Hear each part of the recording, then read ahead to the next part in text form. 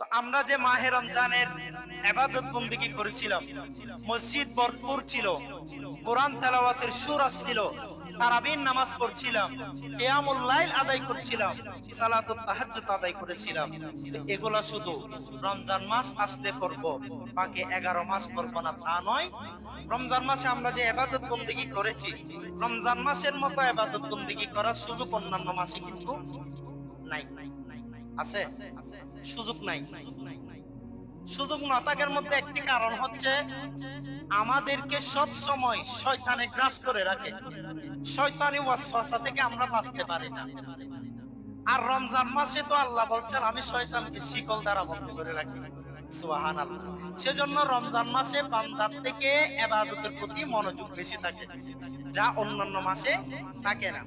তো আমরা যে মাহে রমজানের মধ্যে ইবাদত বন্দেগী করেছি, আল্লাহ পাক রব্বুল আলামিন যে সুযোগটা আমাদেরকে দিয়েছে, ওই আমলগুলা যাতে নষ্ট না হয়, আমরা যে আমল করেছি ওই আমলগুলা যাতে নষ্ট না হয়, সেজন্য আমাদেরকে এই আমলগুলা ধারাবাহিকতা করতে হবে। গুনার দিকে ধাবিত হওয়া যাবে না। সেজন্য আল্লাহ পাক রব্বুল আলামিন সূরা নাহলের 92 নম্বর আয়াতের পাকের মধ্যে বলেন, আমার আল্লাহ বলেন, ওয়ালা তাকুনু কাল্লাতী নাকাদাত গাসলাহা মিন বাদি কুওয়াতিন আনকাসা। আল্লাহ পাক রব্বুল আলামিন বলেন, ও আমার বান্দারা, তোমরা ওই নারীর মতো হয়ো না, কোন নারী যে আপন সুতা বাঁধার পর, আপন সুতা বোনার পর, সুতা যখন বাঁধা শেষ হলো, তখন ওই সুতাগুলো বাঁধার পর আবার টুকরো টুকরো করে কেটে ফেলে, আবার ওই সুতাগুলো নষ্ট করে দেয়। আল্লাহ বলছেন তোমরা ওই নারীর মতো হয়ো না।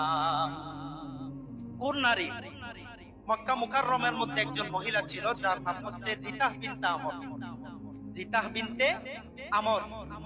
ওই মহিলা সন্দেহ পরায়ণা ছিল, মানে সব সময় যে কোনো কাজের মধ্যে কি করত? সন্দেহ করত। ওই মহিলা মনের মধ্যে সব সময় সন্দেহ লেগে থাকতো, সে সব সময় সন্দেহ করত। তো ওই মহিলা সে সব সময় সুতা বুনতো। সুতা কি করত? সুতা বুনতো। ওই যে আপনারা কি বলেন এটা বাসায় সুতা একত্র করে না, বেঁধে, তার কাজ ছিল এটা।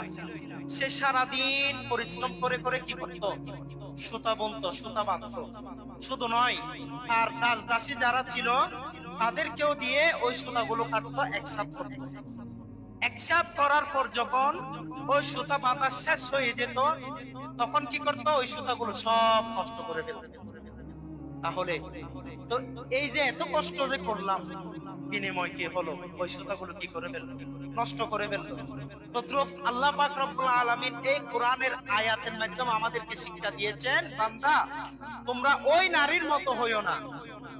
অর্থাৎ তোমরা আমল করতেছো, ইবাদত বন্দেগী করতেছো, এই ইবাদত যাতে স্থায়ী থাকে, এই ইবাদত যাতে নষ্ট না হয়। এই কথার দ্বারা আমাদের শিক্ষণীয় কি?